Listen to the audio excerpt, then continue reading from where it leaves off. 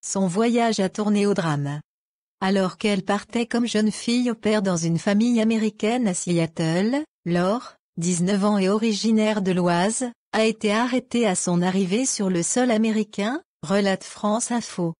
La jeune femme s'est même retrouvée dans un centre de détention, avec la traditionnelle combinaison orange des prisonniers. Pourtant, rien ne laissait présager une telle issue. Laure devait normalement garder le petit Joey, 9 ans. En échange, elle devait être nourrie et logée par les parents de l'enfant, rencontrés via l'une de ses amies. Le problème ?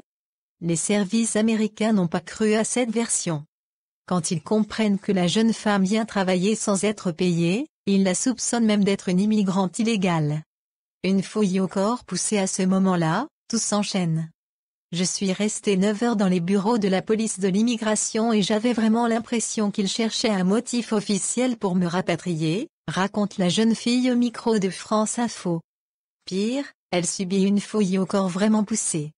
Là, on la prévient, ils me disent, je vais toucher vos parties intimes, ne protestez pas, rapporte-t-elle, visiblement encore choquée.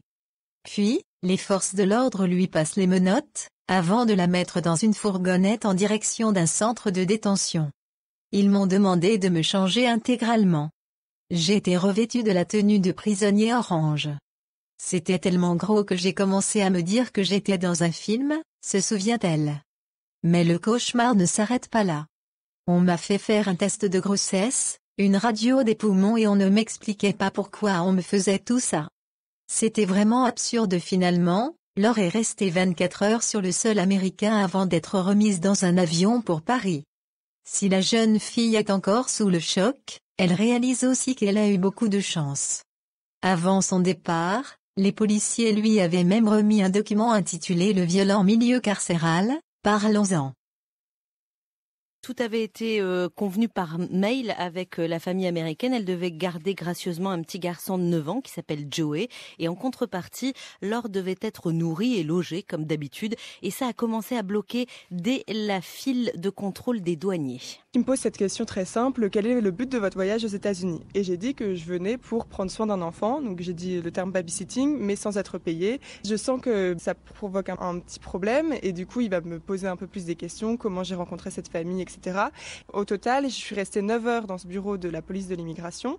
À la fin de l'interrogatoire, il revient en me disant, voilà, j'ai vu avec mon supérieur et vous n'avez pas su apporter la preuve que vous n'étiez pas une immigrante illégale. Et j'avais vraiment l'impression qu'il cherchait en fait un motif officiel pour me rapatrier, quoi. Alors l'histoire commence mal, Cécilia, et le scénario catastrophe continue. Ensuite, la jeune fille se retrouve menottée, les mains dans le dos, et conduite dans un centre de détention et de correction. Et oui, puis elle a peur. En fait, il faut franchir des sas à reconnaissance digitale comme dans les séries américaines. Laure arrive dans un autre monde, au milieu de prisonniers et de gardiens qui vont l'obliger à se déshabiller. Après une fouille au corps vraiment poussée où ils me disent je vais toucher vos parties intimes, ne protestez pas, et donc là ils me font une fouille au corps alors que ça faisait déjà 10 fois qu'ils me fouillaient.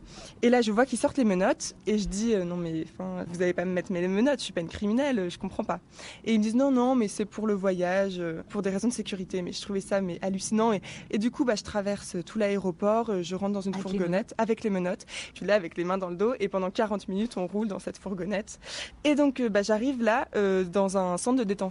Et ils m'ont demandé de me changer intégralement, donc des sous-vêtements aux vêtements, et j'étais revêtue de la tenue de prisonnier avec la tenue orange, etc. Donc j'ai dû faire un test de grossesse, une radio des poumons. On m'explique même pas pourquoi on me fait tout ça.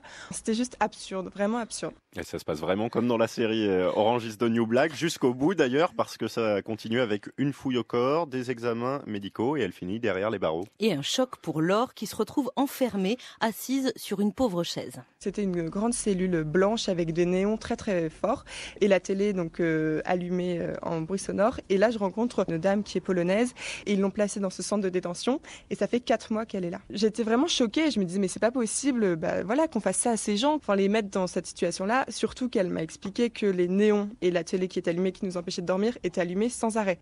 Pendant ce temps en France, Fanny, la mère de Laure, attend toujours le texto de sa fille qui lui avait promis de lui envoyer un message du style « Bien arrivé, tout va bien ».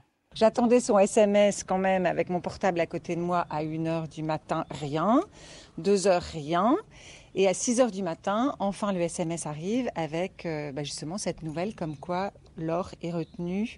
Donc je comprends que les États-Unis protègent leurs frontières, bien évidemment, mais ils ont pensé à un travail dissimulé, illégal, alors que c'était vraiment convenu avec la famille qu'il y avait un échange contre justement l'hébergement, l'accueil, en sachant qu'elle avait son billet de retour, donc elle avait vraiment nullement l'intention de séjourner, bien sûr, aux États-Unis. Moins de 24 heures après son arrivée, Laure est repartie direction Paris sans rien voir de Seattle, mais en réalisant qu'elle avait eu beaucoup de chance. Issue d'un milieu aisé, elle s'exprime parfaitement en anglais. Elle a du répondant. Son teint clair et ses cheveux blonds détonnaient dans cette prison d'immigrés clandestins. J'ai pris conscience de ça avec la polonaise qui me racontait qu'il y avait beaucoup de Mexicains, de personnes d'Amérique du Sud. Et je me suis dit, moi, si j'étais d'une couleur de peau autre, je me dis, mais comment est-ce qu'on traite ? Et un cas aussi mineur que le mien, être traité comme ça, qu'est-ce que c'est la prochaine étape ? J'avais peur, quoi. Je me suis dit, il faut quand même en parler pour que les gens se rendent compte et que les choses peut-être changent. Alors les policiers américains ont peut-être un peu chargé la mule en voulant effrayer la française. On lui a même fait signer, Nicolas, des documents du genre en cas de séjour prolongé dans la prison, vous devez rembourser votre tenue de prisonnière, peut-être effectuer des travaux d'intérêt général, et on lui a même remis un fascicule intitulé « Le viol en milieu carcéral, parlons-en, sueur froide garantie ».